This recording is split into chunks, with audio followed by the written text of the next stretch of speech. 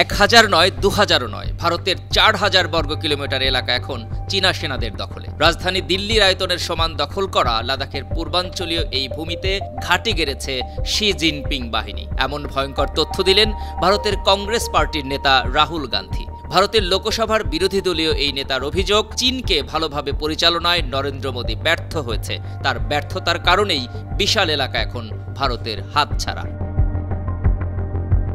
মার্কিন যুক্তরাষ্ট্রের রাজধানী ওয়াশিংটন ডিসিতে ন্যাশনাল প্রেস ক্লাবে আয়োজিত আলোচনা সভায় সাংবাদিকদের প্রশ্নের জবাবে রাহুল গান্ধী এসব কথা বলেন। বুধবার পৃথক প্রতিবেদনে এ তথ্য জানিয়েছে ভারতীয় গণমাধ্যম টাইমস অফ ইন্ডিয়া এবং হিন্দুস্তান টাইমস।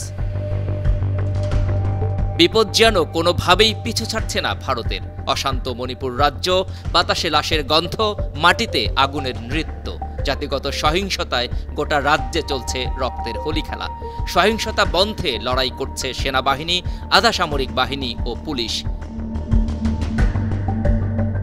চলমান এই পরিস্থিতির মধ্যে রোববার একাধিক ভারতীয় সংবাদ মাধ্যমের খবর বেরোয়, অরুণাচলের 60 কিলোমিটার অভ্যন্তরে ঢুকে পড়েছে চীনের সেনাবাহিনী।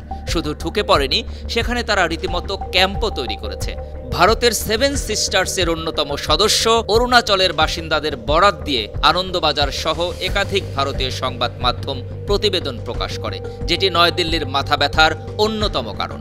এবার মোদী সরকারের এই মাথা ব্যথা আরও বাড়িয়ে দিলেন ভারতের লোকসভার বিরোধী দলীয় নেতা রাহুল গান্ধী।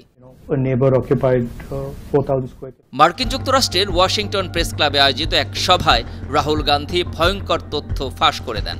এদিন সাংবাদিকদের এক প্রশ্নের জবাবে তিনি বলেন, লাদাখে নয়াদিল্লির আয়তনের সমান 4000 বর্গ কিলোমিটার এলাকা ভূমি দখল করেছে চীনা সেনারা।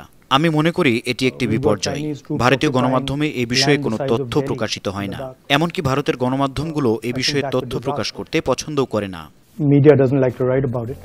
চীনের সাথে চলমান সীমান্ত উত্তেজনা নিয়ে প্রধানমন্ত্রী নরেন্দ্র মোদী এবং ভারতীয় জনতা পার্টির নেতৃত্বাধীন সরকারের সমালোচনা করেন লোকসভার বিরোধী দলের এই নেতা। রাহুল গান্ধী বলেন,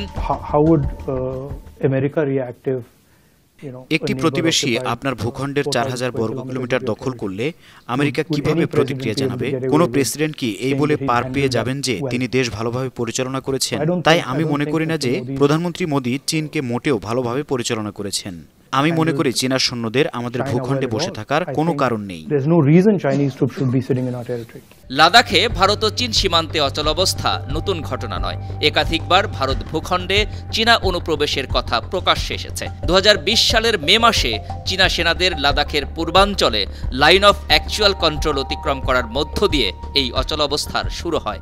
গালোয়ান উপত্যকায় দুই পক্ষের মধ্যে হিংসাত্মক ও রক্তক্ষয়ী সংঘর্ষের ঘটনার পর চীনা সেনাদের অনুপ্রবেশের ঘটনা আরও বেড়ে যায়। ফলশ্রুতিতে চীনা সেনাদের অনুপ্রবেশ ঠেকাতে লাইন অফ কন্ট্রোল বরাবর ভারতীয় সেনাবাহিনী 50,000 সেনা মোতায়েন করে রেখেছে। তারপরও চীনা সেনাদের অনুপ্রবেশ ঠেকাতে পারছে না ভারত। আন্তর্জাতিক ডেস্ক, 52 টিভি।